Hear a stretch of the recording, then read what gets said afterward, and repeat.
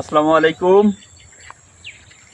কৃষি উদ্যোক্তা ভাই বোনেরা, দেখেন যারা পাটের ভিতরে ধান চাষ করেন সেক্ষেত্রে কিন্তু সব জায়গাতে এক সমান ধান গজায় না। কিছু জায়গায় ঘন হয়, কিছু জায়গায় পাতলা।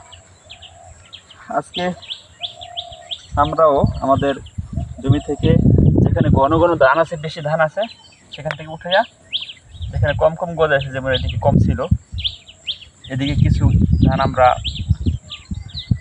লাগিয়ে দিয়েছি। ধানগুলো মূলত পাতলা লাগানোই ভালো। এইগুলো ছড়া হবে শোভাবে সার দেওয়ার পরে এবং পানি বৃষ্টির কারণে।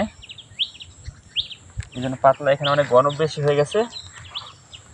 এখান থেকে উঠাইয়া দেখেন, যেগুলো বেশি ঘন হয়ে গেছে সেখান থেকে উঠাবো আমরা। এগুলো উঠাইয়া অন্য জায়গায়, যেখানে পাতলা সেখানে লাগিয়ে দেবো। এগুলো আগাছা, এগুলো উঠে ফালিয়ে দিলাম অন্যত্র। এগুলো আগাছাগুলো ফালিয়ে দেবো একটু পরে। যেখানটা বেশি ঘন সেখান থেকে উঠে পাতলা বানিয়ে দিতে হবে, তা না হলে এদিকে আবার ধান বেশি ভালো হবে না। এগুলো উঠাইছি। এখন যেদিকে একটু বেশি পাতলা আছে, মানে গাছ যেদিকে কম কম আছে, সেখানে আমরা এগুলো এখন লাগিয়ে দেবো। ফাঁকে ফাঁকে কিছু আমরা লাগাইছিলাম, কিছুক্ষণ পূর্বে সকালে বা অন্যান্য সময়। এর আগে যেগুলো লাগাইছি সেগুলো কিন্তু বেঁচে গেছে। এখন লাগাবো এগুলো।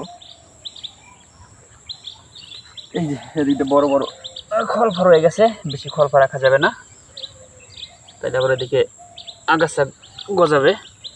এইটা বিশাল একটা গ্যাপ।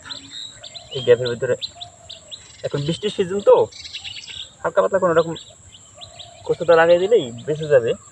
যেহেতু কাছে নিয়ে আসছি, এই জন্য আমি একটু ভালো করে গেড়ে দিচ্ছি সবগুলো।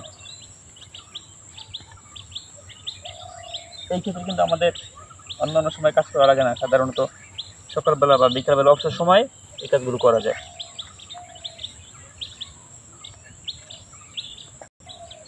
দেখেন, এই গাছগুলো আমরা লাগিয়ে দিচ্ছি। মাটি ভিজাতেও বেশি সময় লাগে না, অল্প সময়ের ভিতরে এগুলো আবারও বেঁচে যায়। আর যারা ইচ্ছে করে আবার ওই যে পাট কাটার পরে চাষ দিয়েও ধান বপন করতে পারে।